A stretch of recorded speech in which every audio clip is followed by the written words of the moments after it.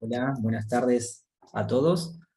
Les doy la bienvenida a esta nueva masterclass, Identidad Digital Autosoberana en Blockchain, a cargo de la doctora Leonor Guini. Les cuento un poco de ella antes de empezar. Es abogada, egresada de la UBA, especialista en Derecho de la Alta Tecnología en la UCA, con una amplia trayectoria en el desarrollo de proyectos jurídico-tecnológicos en el ámbito público y privado. A su vez, desarrolló proyectos de regulación compleja en seguridad, tales como los relacionados con la Autoridad Certificante Raíz de la República Argentina y el licenciamiento de prestadores de servicios de infraestructura de clave pública del sector privado. Participó como asesora legal en proyectos tecnológicos relacionados con temas de firma electrónica digital, protección de datos, historia clínica digital y en temas relacionados con propiedad intelectual. Realizó relevamientos y auditorías integrales relacionados con la implementación de infraestructuras de firma digital. Se encuentra certificada por la Asociación Española de Calidad como delegada en protección de datos, cargo que desempeña actualmente en Gire S.A. como DPO externa. Actualmente se desempeña como adjunta del posgrado de Derecho Informático de la UBA y la actividad privada como consultora en temas relacionados con el derecho de las nuevas tecnologías de la información. Antes de darle lugar a Leonor y saludarla, les comento a modo de organización que los participantes son silenciados, tanto la cámara como el video, así Leonor puede desarrollar la exposición con prolijidad y tranquilidad hasta el final. Si hay preguntas, al final brindamos un espacio mediante el chat para las mismas, y los que nos están viendo en Facebook Live pueden comentarlas en la publicación, y yo se las paso a Leonor. Ahora sí, Leonor, ¿cómo estás? ¿Cómo estás? ¿Me oyen bien todos? Sí, se escucha bien. Bueno, ante todo agradecer a todos los que me acompañan, agradecer a Microjuris esta oportunidad. Y bueno, vamos a abordar un poquito un tema complejo, un tema que tiene que ver con una nueva tecnología. Pero bueno, para empezar a entender este concepto, vamos a empezar desde el concepto de identificación y autenticación electrónica tradicional. Bueno, saludo a todos los colegas, a todos los que me están acompañando, gracias a todos los colegas que están disponiendo de su tiempo para acompañarme en esta jornada. Bueno, vamos a tratar de entender este tema complejo, no se desanimen, y cualquier cosita me preguntan, ¿ok? Ya sea directamente, y si no hay tiempo, por correo electrónico, no hay problema.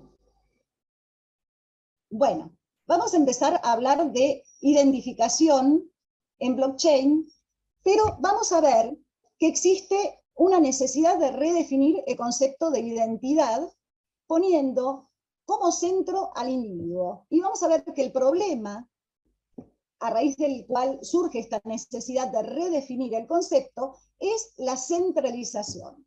Bueno, para entender esto, vamos a ponernos en el concepto de lo que es identificación y autenticación en el mundo tradicional. En una comunicación entre dos personas, ¿cómo se acredita normalmente que fulano de tal es quien dice ser? A través de un documento legal expedido, en este caso, por el RENAPER, que es el Documento Nacional de Identidad. En este caso estamos hablando de identidad legal. Hay distintas maneras o formas de identificarnos también ante un sistema electrónico. La tarea de identificación tiene dos etapas. Identificarme ante el sistema, ya sea con lo que el sistema me requiere. Por ejemplo, si me voy a identificar ante la AFIP, lo voy a hacer con mi quit, y voy a autenticarme, o sea, voy a confirmar la información mediante la cual me identifiqué mediante una clave que solamente yo conozco y que está bajo mi absoluto control. Bien, cuando nos tenemos que identificar o autenticar electrónicamente, lo podemos hacer a través de un sistema de identificación centralizado, descentralizado o federado. Y ahora me voy a poner a explicar un poquitito esto como para que ustedes puedan entender, digamos, esta problemática de la necesidad de redefinir el concepto de identidad. En un sistema de identificación centralizada, por ejemplo, me identifico ante el NIC para registrar un dominio, para hacer un trámite. Ante el NIC tengo que crear clave y contraseña. Ese es un sistema centralizado. Todos mis datos se almacenan en el servidor del NIC. En un sistema descentralizado, yo delego a un tercero la tarea de identificación y autenticación. Por ejemplo, cuando yo le solicito, ¿no?, a un prestador de servicios de certificación que me identifique, me autentique y me expida un certificado de firma digital, por ejemplo. En ese caso, la identificación es delegada. Yo dependo técnica y jurídicamente de la infraestructura de firma digital de ese prestador de servicios, que puede ser un prestador de servicios público o privado. Y la identificación federada es cuando yo me identifico ante Facebook o, por ejemplo, ante Google, y ellos a su vez me dan permiso, ¿no?, por los acuerdos que tienen con otras entidades, para entrar a su vez a otros sitios que me van a ofrecer servicios distintos, ¿sí? Eso se llama identificación federada. Si cuando me preguntan, ¿quiere identificarse con Google? ¿Quiere identificarse con Facebook? Bien, el que me presta un servicio es un tercero. Bien. Ahora, digamos que todo esto generó lo que se llama una gran concentración o monopolización de datos por parte de todos aquellos que nos identifican o nos autentican en sus diversas formas. De tal manera que todos nuestros datos, ¿no?, han sido capitalizados por terceros, o sea, por proveedores de servicios de identificación y autenticación, han sido cedidos a terceros sin nuestro consentimiento. Incluso tenemos que pensar en la tarea de que de esta manera, no, las grandes plataformas en realidad generan un sistema de profiling, o sea, de publicidad dirigida, y todo esto genera, obviamente, la monetización de nuestros datos. Nosotros perdemos el control del uso de nuestros datos. Bien, en el caso, por ejemplo, de, para terminar un poquitito con la identificación o autenticación electrónica, en Argentina también existen distintos medios de identificación o autenticación. Si no necesito identificarme mediante el uso de un certificado digital, porque no es un servicio crítico en realidad, entonces me puedo identificar directamente ante el RENAPER o ante AFIP. Obtengo, obviamente, la posibilidad de identificarme ante RENAPER firmando un convenio de confronte de datos personales para la prestación de servicios de validación de identidad por el RENAPER. Vuelvo a repetir, en este caso de identificación y autenticación, dependemos de la infraestructura de un tercero. Si Google o la plataforma de Facebook nos quieren cerrar la cuenta, nos quieren suprimir la cuenta, nosotros nos quedamos sin la información, sin los datos que teníamos en esa plataforma. Si desaparece el proveedor de servicios de certificación porque no aprobó el licenciamiento o la auditoría anual, o porque no cumplió con las normas de licenciamiento, o porque su licencia está caduca, por ejemplo, o porque ha recibido una sanción de la autoridad de aplicación de firma digital de la República Argentina, nos quedamos sin firma digital. Nosotros no controlamos el uso de nuestros datos, dependemos de terceros en todo caso. Bueno, ¿de qué problemas estamos hablando hasta ahora? Cuando nos identificamos digitalmente en Internet, no existe proximidad física. Esto genera fatiga de contraseña, generamos clave y contraseña en cada sitio donde queremos obtener la prestación de un servicio determinado, ¿no? Y replicamos la información y replicamos la información y entramos la información 20 veces.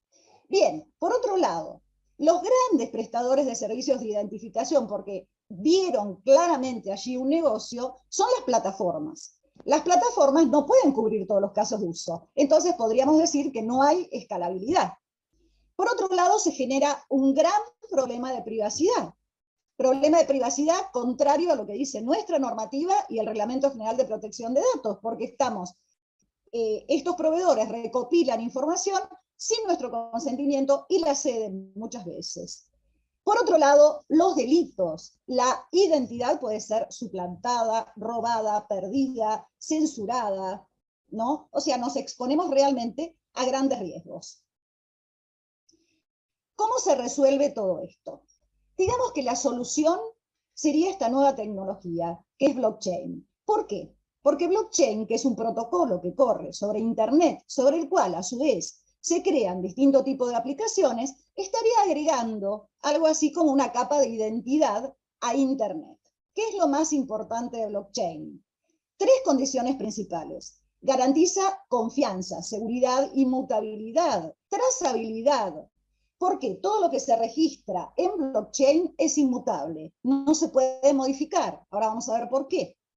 Por otro lado, es importante esta tecnología porque me permite crear contratos inteligentes, programar contratos inteligentes, y estos contratos inteligentes se comunican a su vez con otras aplicaciones. Y lo más importante de todo, que define esto de que podríamos decir que pasamos de la Internet de la información a la Internet del valor, es la posibilidad de generar activos.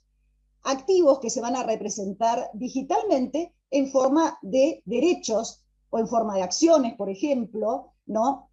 Y que es lo que se llama la economía tokenizada, es la posibilidad de tokenizar, de crear tokens.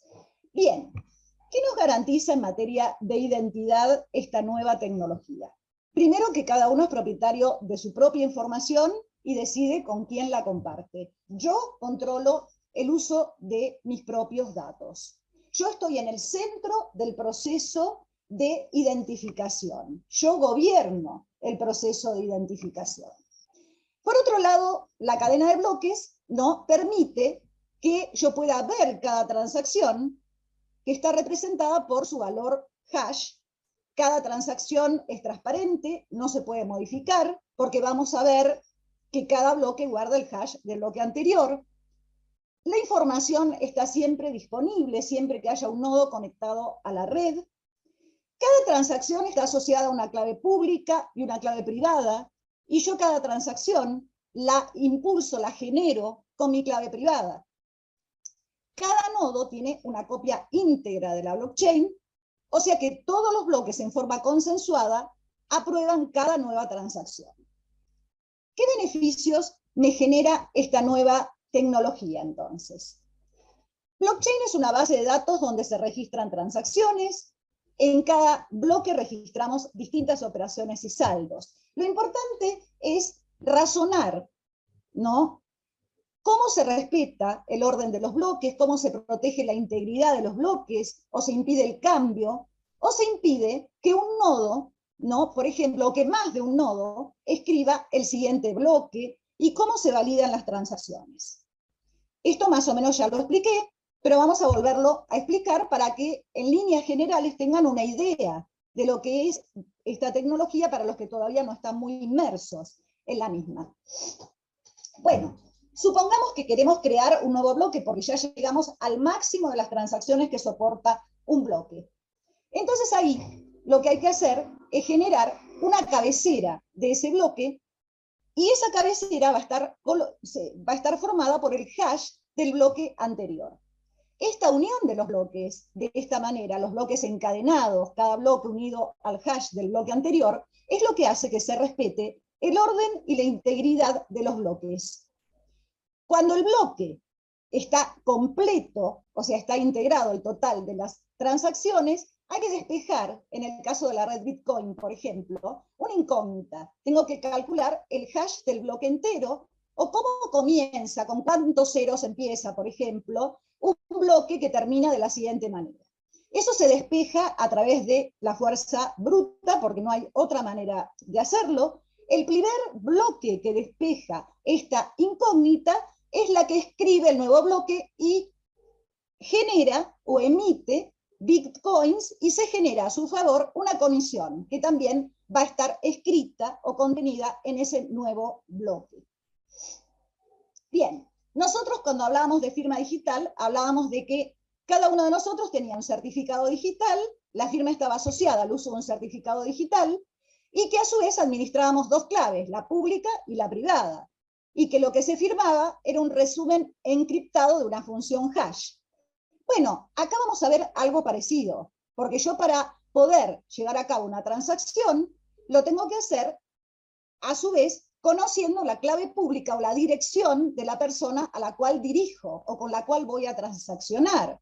Y lo que se almacena en blockchain no es el documento, sino el hash de ese documento.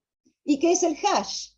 Bueno, el hash o la función hash es algo así como la huella, ¿no es cierto? La huella única que tiene un documento.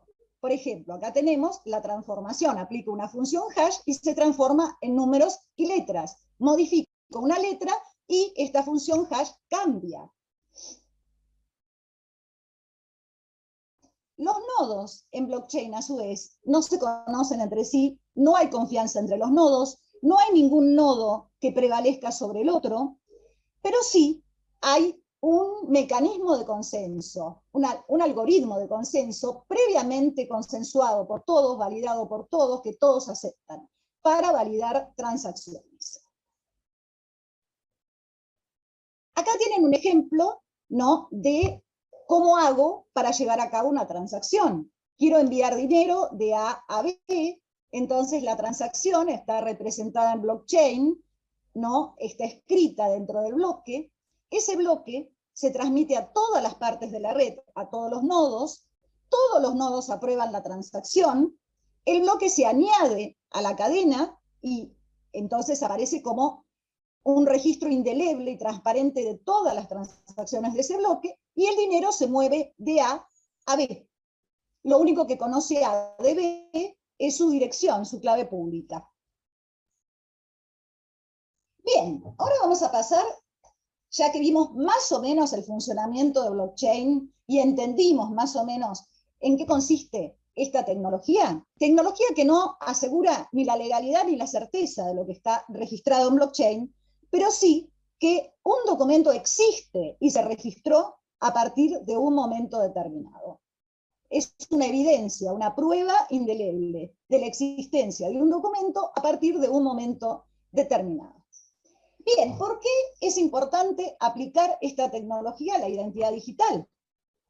Bueno, ¿qué es la identidad digital entonces? De acuerdo a todo lo que ya dijimos, es la forma en que los demás nos perciben en la red.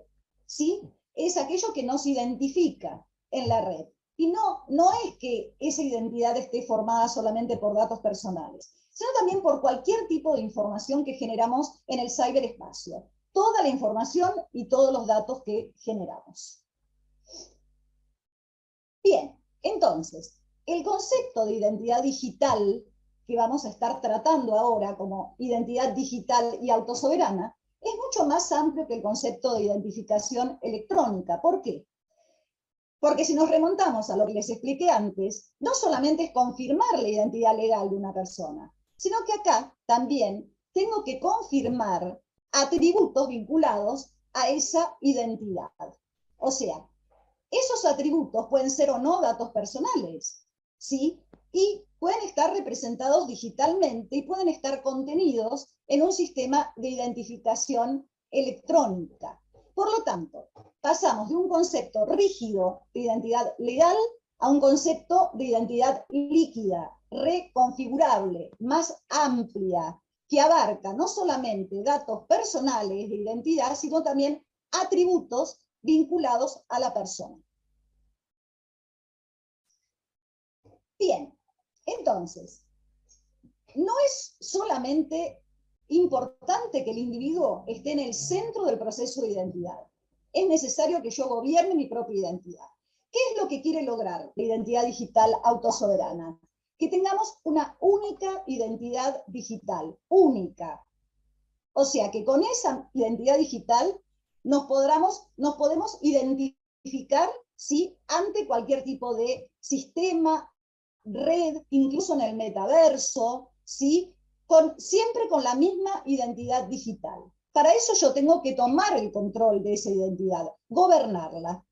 Esa identidad digital tiene que ser interoperable en diferentes ubicaciones, sistemas y plataformas con mi consentimiento. Yo doy el consentimiento para que mis datos se compartan. Bien, esa identidad, a su vez, la puedo transportar, la puedo eliminar, la puedo bloquear. ¿Está? El usuario, entonces, administra su propia identidad. Y esta identidad le va a permitir refutar o demostrar hechos, situaciones, atributos. Bien, entonces, lo que está en el centro de este nuevo proceso de identidad es la privacidad y la autonomía. Pasamos del sistema de vigilancia global como modelo de negocios, ¿no? Que es el sistema del que hablamos de monetización de datos sin nuestro consentimiento por parte de las grandes plataformas, y pasamos a un sistema donde cada uno de nosotros tiene el dato y decide con quién lo comparte. Necesitamos tener una identidad digital única vinculada a cualquier activo digital. ¿Qué quiere decir esto? Que esa única identidad digital va a estar vinculada a un proceso, a un objeto, a un activo que puede ser una propiedad, por ejemplo. Esa identidad digital tiene que ser capaz de vivir en distintas blockchains. Yo siempre me voy a identificar con el mismo ID en diferentes cadenas, ¿sí? Y también en el metaverso, porque ustedes piensen que en esta nueva realidad virtual, digamos, en este nuevo metaverso, yo puedo tener un avatar y hay que demostrar que ese avatar es mío, ¿sí? Que me pertenece a mí, ¿no? Y que yo soy quien digo ser. Entonces necesito de un ID, de una identidad digital. Bien, ¿cómo funciona esto en la práctica? Porque ustedes me dirán, bueno, ¿esto cómo funciona en blockchain? Y esto funciona en blockchain de la siguiente forma. Traten de seguirme. Cada uno de nosotros está identificado con un DID, que es un identificador descentralizado, porque estamos operando en un sistema de tecnología de registro distribuida, en redes descentralizadas. Entonces, vamos a formar parte de una PKI, ¿no? O sea, de una infraestructura de clave pública, pero descentralizada, digamos. No hay un registrador, no hay alguien que centralice la función de identificación. Yo me identifico con mi DID, ese DID, a su vez, va a estar asociado a mi clave pública y a mi clave privada. En vez de tener un certificado, que es como mi documento de identidad, ¿no? En la autenticación tradicional, yo voy a tener un DID ahora, ¿sí? Y ese DID va a estar asociado a dos claves. Y lo voy a utilizar, ese DID, para solicitar a un prestador, por ejemplo, la certificación de mis atributos o alegaciones acerca de mis atributos o de mis datos personales. Y esto lo voy a compartir con quien yo decido compartirlo. Bien, a su vez, con este DID, con el cual me identifico, le voy a pedir a un prestador, supongamos, que emita a mi favor una credencial digital para mostrar o demostrar un atributo a un tercero, el cual lo va a verificar en la misma blockchain. ¿Sí? Entonces, toda operación de identidad digital tiene que ser realizada con un DID que va a estar asociado a una clave pública y una clave privada.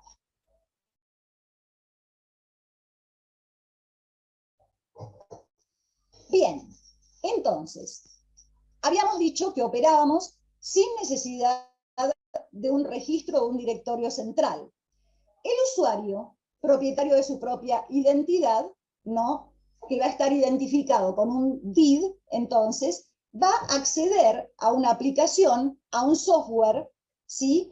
A un software, y va a crear su propia billetera virtual, su propia wallet, donde va a almacenar las credenciales digitales o certificados, a su vez emitidos por proveedores que vamos a llamar claim user. Va a haber una tercera parte que va a ser el sujeto verificador, que va a ser aquel que necesita, porque me solicitó determinado atributo y yo se lo tengo que demostrar, va a tener que verificar que esa credencial, no, obviamente, fue creada por determinado prestador y que es válida. Y esto lo va a hacer a través de blockchain. No hay un contacto directo entre el que emite la credencial y el que la va a verificar. Por lo tanto, no hay ninguna posibilidad de intercambio de datos entre el emisor, el prestador emisor, y el prestador verificador. Y todo eso lo hacemos con un DID, lo hacemos con un software, ¿no? Y lo hacemos con una wallet. Esto es todo lo que necesitamos. Hay distintas aplicaciones que se están usando en Argentina, ¿no? Que funcionan como contratos inteligentes almacenados en blockchain. o aplicaciones que las podemos cargar en nuestro celular, como la aplicación Didi, por ejemplo. Acá les voy a mostrar distintos casos de uso, por ejemplo. Este es un caso de uso muy simple, donde hay una prueba de conocimiento cero. O sea, yo no tengo que mostrar el documento de identidad. Yo voy a probar el dato, simplemente a través de una prueba matemática. Entonces, ¿qué voy a hacer? Supongamos, el cliente quiere entrar a una discoteca, el portero le pide su ID para saber si es mayor de edad. Yo, titular de los datos o claim holder, solicito la información al prestador, al claim user. Una vez obtenida la información, para que solamente la reciba el portero, la voy a encriptar con la clave pública de él. ¿Para qué? Para que él la pueda desencriptar con su clave privada. Y de esa manera comprueba fehacientemente que la información es verídica y que yo soy mayor de edad. O sea, cómo funciona la tecnología es muy parecida a firma digital en realidad, nada más que yo no tengo un certificado, tengo un DID que me identifica, el cual está asociado a dos claves, ¿entienden? Yo logro la confidencialidad, que solamente la información la reciba el portero porque encripto con la clave pública del portero para que él desencripte con su clave privada. Acá tenemos otro caso de uso y acá se ve claramente donde hay un proveedor, por ejemplo, yo le pido, supongamos, mi carnet de conducir al registro automotor, este es el proveedor me emite una credencial, esa credencial la almacena en blockchain, la huella de esa credencial, y firma digitalmente con su clave privada. Esa credencial la recibo y la almaceno en mi wallet, porque yo controlo mis datos, yo controlo a quién le voy a mostrar esta credencial. Yo, ¿qué voy a hacer? Yo tengo un DID que me identifica que ya está almacenado en la blockchain, obviamente. Bien, entonces esa información se la paso a este tercero, que es una empresa de alquiler de autos, por ejemplo, que necesita corroborar, ¿no?, que yo tengo carnet de conducir. Bien, el Claim Verifier lo que hace es verificar directamente esta credencial en blockchain, ¿sí? Verifica que esta credencial fue emitida realmente por este emisor.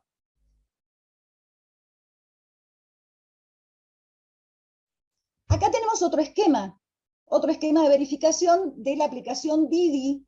La aplicación Didi se usa muchísimo en Argentina para identificar hasta proveedores también para las empresas, se usa muchísimo. Pero acá les voy a dar un ejemplo, por ejemplo, donde el usuario, ¿no?, hace una aplicación ante un empleador que se encuentra en Alemania, él se encuentra en España y cursó estudios en Portugal. Entonces lo que va a hacer es pedir a la institución académica que le emita, ¿no?, una credencial que certifique su diploma digital. Bueno, la institución académica emite una prueba criptográfica y la registra en blockchain. Realmente la prueba criptográfica es la huella de ese documento.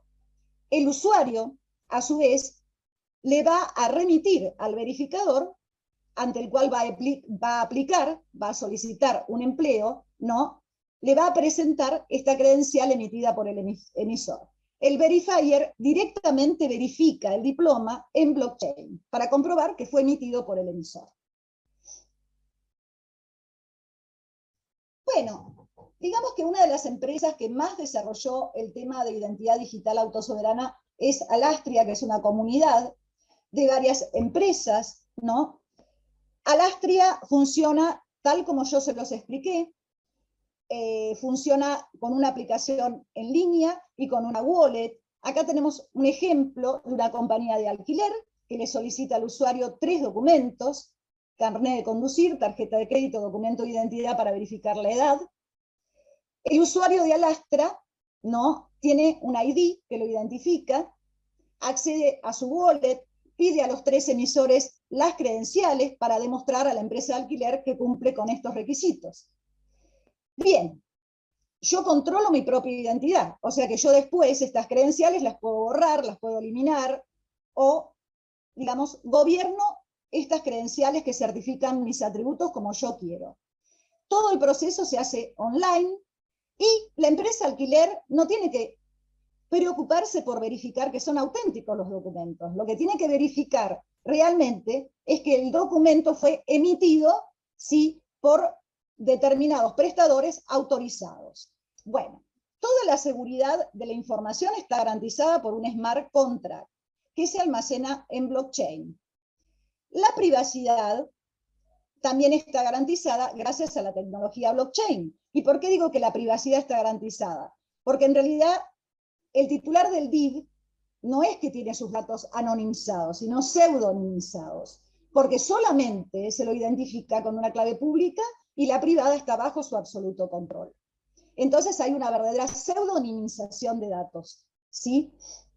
O sea que sí estamos en algunos casos operando con datos personales. Bien, lo más importante es que no hay contacto directo entre el que emite la credencial y la empresa que la solicita. Este es el ejemplo de Alastria. Yo soy el holder, ¿no? Acá tengo mi wallet, tengo mis dos claves y las credenciales que yo almaceno dentro de esa wallet.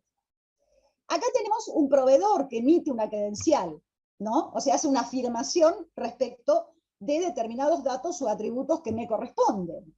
¿Ven? Este user está identificado, a su vez, con un ID que está registrado en blockchain. Esa credencial, a su vez emitida, ¿no?, también se registra en blockchain con un hash. La información remitida al verificador, ¿no?, al verificador, que es otro proveedor que verifica, a su vez, ese atributo, podríamos decir, se hace directamente en blockchain. Este es el esquema Alastria, que es el esquema que utilizan la mayoría de las aplicaciones de identidad digital.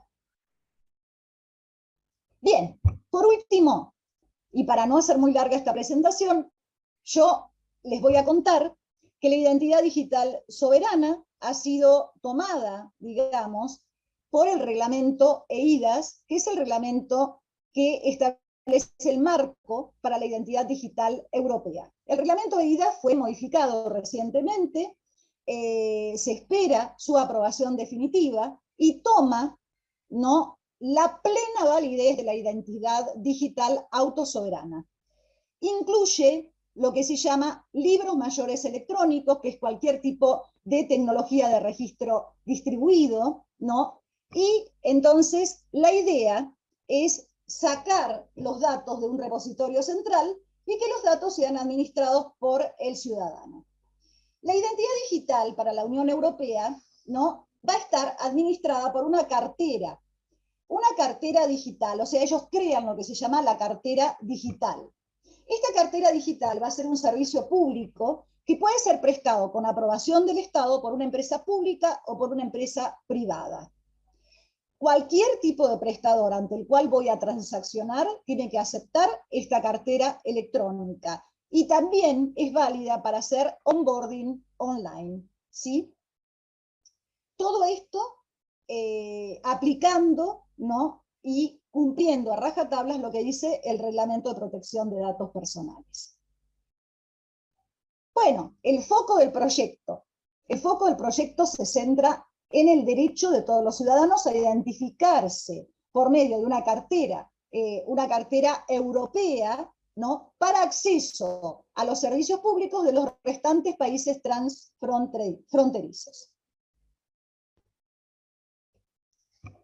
Bueno, ¿qué es la cartera de identidad europea? Aquello que nos permite obtener, almacenar, seleccionar, compartir de manera segura, en forma rastreable y transparente todos mis datos de identificación y certificados electrónicos de atributos, para que yo me pueda identificar en línea y fuera de línea ante un servicio público o privado. Todo lo que va a ser, a su vez, alegado como certificación electrónica por un proveedor de servicios de la Unión Europea va a tener que ser firmado digitalmente. Se exige firma digital, que es lo equivalente acá a la firma expedida por un certificador licenciado, por eso dice mediante firma electrónica cualificada. El uso de la cartera de identidad europea es gratuito para todas las personas físicas Y bueno, y esto abre todo un modelo de negocios nuevo, ¿no es cierto? Grandes oportunidades de negocios en la Unión Europea. Bien, la medida más importante es la promoción del uso de esta identidad descentralizada, autosoberana, la confianza transfronteriza de la cartera, la admisión de la cartera por distintos tipos de plataformas, por el sector público y el sector privado, aún por las plataformas que exigen para el acceso grandes volúmenes de seguridad en la autenticación. ¿Por qué? Porque esta cartera de identidad va a tener un alto nivel de seguridad. Bien, la certificación electrónica de atributos es quizás lo más importante porque el proveedor de servicios de confianza o proveedor cualificado, o acá sería un certificador licenciado, va a emitir esta certificación electrónica, que es algo así como un certificado de atributos. Podríamos decir que es la primera vez que se implantan los llamados certificados de atributos a nivel Unión Europea, ¿no? Y se plantea la regulación, pero con un enfoque tecnológico distinto, sustentado en credenciales controladas por el usuario, o sea, con un sistema de identidad autosoberana. Hablando de esto, nuestra infraestructura de firma digital actualmente, por el decreto 946/21, establece también los certificados de atributos, como certificados de competencia o sellos de tiempo. Bien, el libro mayor electrónico es otra novedad.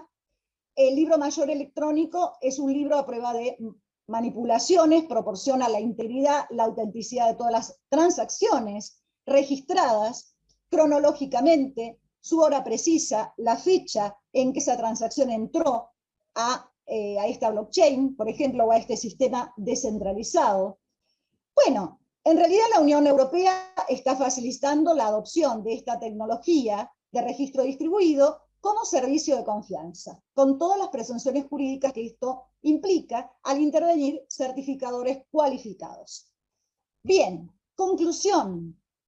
La Unión Europea aprovecha toda la experiencia que tuvo con la aplicación de el eIDAS, que es la Ley de Identificación y de Servicios Electrónicos de Confianza. La existencia de los certificadores cualificados con un enfoque transfronterizo.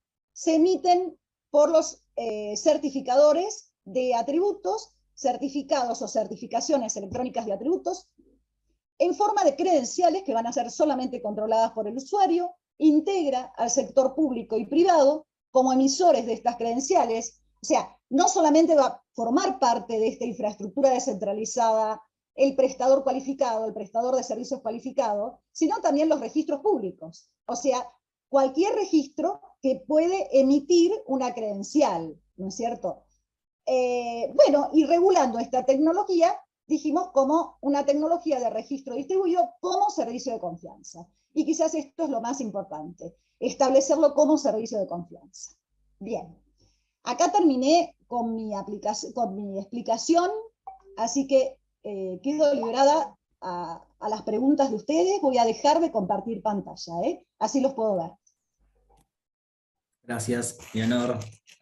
Gracias por tu No, exposición. gracias a ustedes, a todos los que se quedaron hasta el final, y a mis colegas, a mis queridos colegas que están acá acompañándome. Se sumó más gente mientras ibas a la charla, llegamos acá a 40.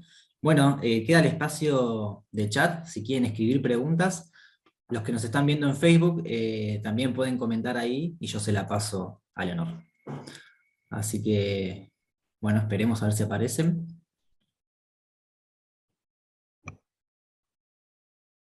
No, de nada, por favor. No, Ahí, ahora me voy a poner en los chats. ¿llegás a Ahí ver el estoy. chat? ¿Sí? Ahí abajo de todo, se puede explicar el algoritmo de transacción. Eh, Ahora Gil López. Bueno, el algoritmo de transacción es una pregunta, no sé a qué te referís en particular. No sé si te estás refiriendo a un mecanismo de consenso de la blockchain, no sé específicamente a qué parte de la exposición, si me lo pueden aclarar. Bueno, en la blockchain dice. En la blockchain hay un algoritmo de consenso que está validado por todos los nodos, y ese algoritmo de consenso va a variar de acuerdo al tipo de red. puede ser prueba de trabajo, puede ser prueba de autoridad, ¿no? Es algo bastante complicado y que difiere de acuerdo a cada tipo de red, ¿sí? Esto, lo único que te tiene que quedar de todo esto es que ese algoritmo de consenso sirve para validar las transacciones. O sea, yo no te lo puedo explicar al detalle técnicamente. Digamos que soy abogada, pero sí lo que tenés que tener es que esto sirve, ¿no?, como mecanismo para validar todas las transacciones en blockchain, ¿sí? Bien. ¿Cómo se controlan o se protegen los datos? En principio, podríamos decir que el tema de control de los datos es un tema complicado y depende del tipo de blockchain del que estemos hablando. Es mucho más difícil hablar de control de datos personales a nivel Reglamento General de Protección de Datos o nuestra misma Ley de Protección de Datos si hablamos de una blockchain pública. Si hablamos de una blockchain privada, por su mecanismo de gobernanza, es más fácil poder cumplir con los requisitos del Reglamento General de Protección de Datos. Lo que sí voy a aclarar es que SSI, o sea, el sistema de identidad autosoberana, trata a ultranza de respetar con el principio de minimización de datos y de limitación de acceso a los datos. Vuelvo a repetir, eso es más fácil de controlar en una blockchain privada que en una blockchain pública, ¿no? Yo acá lo único que expliqué, les digo para los que preguntaron acerca de operaciones de compraventa inmobiliaria, lo único que expliqué es contratos inteligentes que apuntan, ¿sí?, a lo que se llama poder identificarnos digitalmente mediante este sistema de identificación autosoberana, ¿sí? O sea, operaciones en blockchain se pueden celebrar muchísimas, hay distintos tipos de contratos inteligentes. Acá el único ejemplo de contratos inteligentes que utilicé es aquellos que sirven para identificarnos, para poder probar realmente que yo soy quien digo ser en blockchain. O sea, hablando o relacionándonos con identidad digital. A los fines probatorios, dice, ¿cómo mejora los problemas de prueba y limitaciones que tenemos ante la negativa de firma digital en un proceso? Bueno, a ver, yo dije en alguna parte de la presentación que blockchain no me asegura la legalidad y la autenticidad de lo que yo estoy almacenando, registrando en blockchain. ¿Sí? Pero sí que eso existe desde un momento determinado, desde que ingresa a la blockchain. Ahora, si esto ingresa a la blockchain y no hay ningún mecanismo que complemente de autenticación, por ejemplo, o sea, no hay una firma digital de por medio, y bueno, yo voy a tener que probar, en realidad, ¿no? Voy a tener que probar, digamos, la tecnología que utilicé, ¿no?, y la confianza en esa tecnología y todo el procedimiento tecnológico que utilicé en base al 319 del Código Civil. Perdón, del Código Civil y Comercial de la Nación. Otra no me queda, ¿sí? Porque no existe, obviamente, firma digital. O sea, el documento entra a blockchain y si no entra firmado digitalmente, es un instrumento que va a estar firmado electrónicamente y para probar la firma electrónica, como no existe una presunción de autoría o integridad, bueno, tengo que ir al 319, otro no me queda. Dice otra pregunta, acá está la pregunta de mi colega. Mediante el uso de SSI, ¿podrían compartirse solo los datos que requiera una identificación? Por ejemplo, saber que una persona es mayor de edad, sin saber qué edad tiene o cuándo nació. Ariel, mira, en realidad yo puedo llegar a compartir solamente el dato que, tal como te lo presenté en el ejemplo, refleja que soy mayor de edad. No tengo por qué dar más datos que esos. No tengo por qué presentar mi documento de identidad. Y ahí estamos en el principio de minimización de datos, que es a lo que tiende esta tecnología. O sea, mi proveedor, suponete, o sea, el que me requiere la información, lo único que quiere saber es si yo soy mayor de edad. Y esto lo va a comprobar a través de una prueba criptográfica. No necesita, por eso se llama prueba de conocimiento cero, no necesita ver mi documento nacional de identidad. Leonor, ¿Sí? hay una pregunta arriba de Raúl que está relacionada con el podcast que hiciste para nosotros. ¿La llegás a leer? De derecho al olvido habla. A ver, no, Arriba de la de Ariel. arriba de la de Ariel, ya me fijo. ¿Te Acá la está. leo? Ok. En la Argentina solo es reconocida la firma digital. ¿Y cómo se compatibiliza el derecho al olvido y la imposibilidad de eliminar información de una blockchain?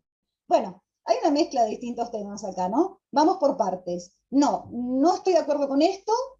En la Argentina tiene validez tanto la firma electrónica como la firma digital. Se reconocen dos tipos de firma. Lo único que existe entre ambas, ¿no?, es una validez probatoria distinta. Difieren porque tienen una validez probatoria distinta. Nada más. Digamos que hay una superioridad en cuanto a la prueba de la firma digital respecto de la firma electrónica. Por eso, en el caso de la firma electrónica, si es desconocida, vamos a tener que probarla. Y la tenemos que probar de acuerdo a lo que dice el 319.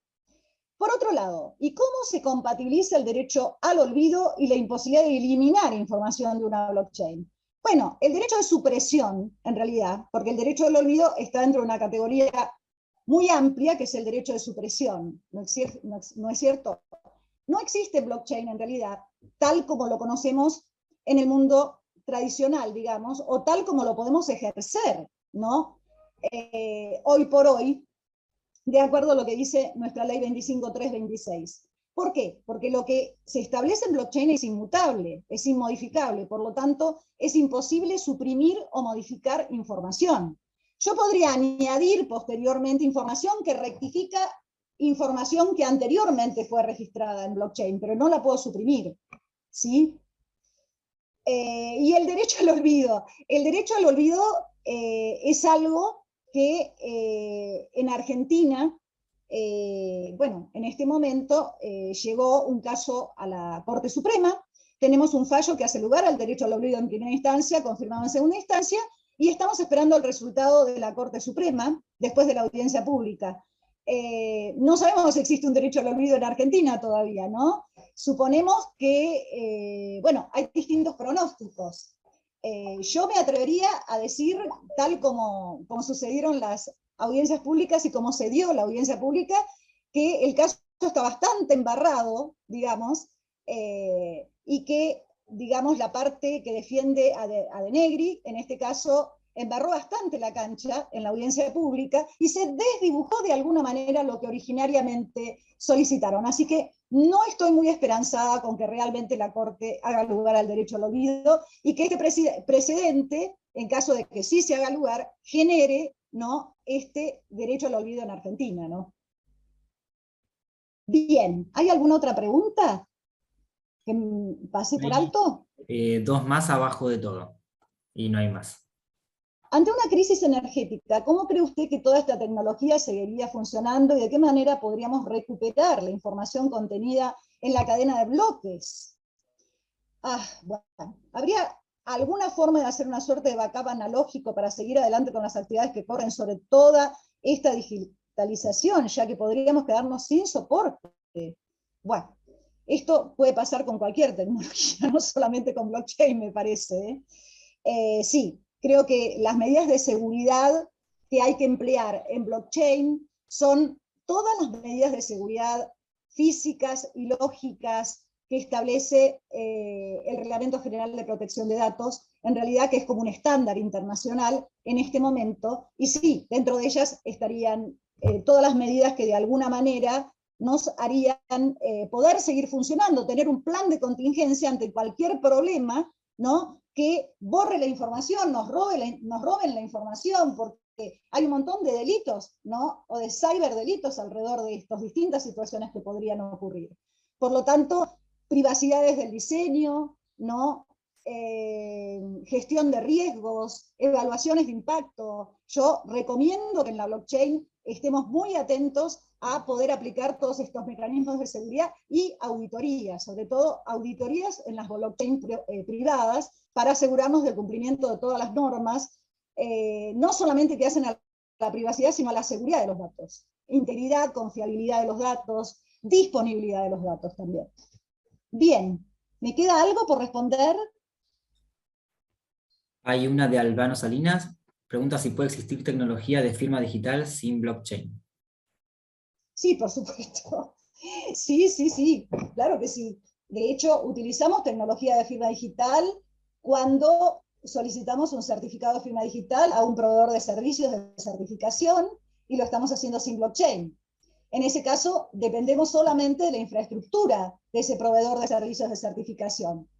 Si a ese proveedor le pasa algo, o no cumple con las normas, o, vuelvo a repetir, caduca la licencia o se le revoca la licencia, como sucedió ya en Argentina una vez, nos quedamos sin firma digital. Dependemos de ese proveedor. ¿Por qué? Porque funciona con una infraestructura centralizada. Y nosotros lo que queremos lograr a través de blockchain es no depender más de infraestructuras centralizadas, sino descentralizar la información y descentralizar los datos de identidad. Por eso hablamos de identidad autosoberana, ¿sí? O de SSI.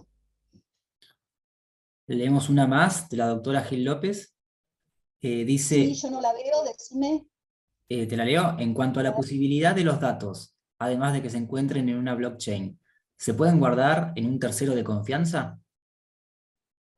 En cuanto a la disponibilidad de los datos, además de que se encuentran en una blockchain, ¿se pueden guardar en un tercero de confianza? Y si vamos al tema de los datos personales que existen en blockchain, ¿no? Acuérdense que en blockchain no están los datos, sino los hash de esos datos, ¿no? Pero para resguardar los datos personales, una de las maneras, ¿sí?, de resguardarlos justamente es lo que se llama el almacenamiento off-chain, ¿sí? Y muchas blockchain privadas llevan a cabo el almacenamiento off-chain de los datos personales, justamente. Sí, en realidad se guardan en una base de datos off-chain. No diría que este tercero es un tercero de confianza, porque la tecnología en sí es el tercero de confianza, ¿no es cierto? Pero sí, los datos personales en realidad, para mantener esos datos personales y cumplir con todos los requisitos del reglamento y de la ley, en muchos casos se guardan off-chain. Sí, esa es la solución. Sí. Bueno, respecto de la bibliografía ampliatoria, no hay bibliografía en Argentina todavía. Digamos que estamos por largar algo que escribí para Reuters sobre esto, pero todavía no salió. Argentina no tiene ningún libro sobre SSI, pero sí se puede conseguir mucha bibliografía en internet, porque sobre todo en España hay muchos doctrinarios que se dedican a esta temática y a datos personales también, y es cuestión de investigar solamente, y de entender, obviamente, de entender un poco la tecnología, que es sumamente compleja. Sí. Bueno, Leonor, ahí me fijé en Facebook, no hay preguntas, te pusieron clarísima, doctora, y muchísimas gracias. No, gracias a todos los que se quedaron hasta el final, y agradezco a Microjuris haber podido llevar adelante esta charla, y gracias a todas las personas que me acompañaron. Gracias, Leonor, la verdad que salió Hasta la próxima. muy linda, muy clara, y te agradezco por compartir todo tu conocimiento con los colegas. Gracias a todos gracias por participar. Chao a todos. Chao, chao, gracias.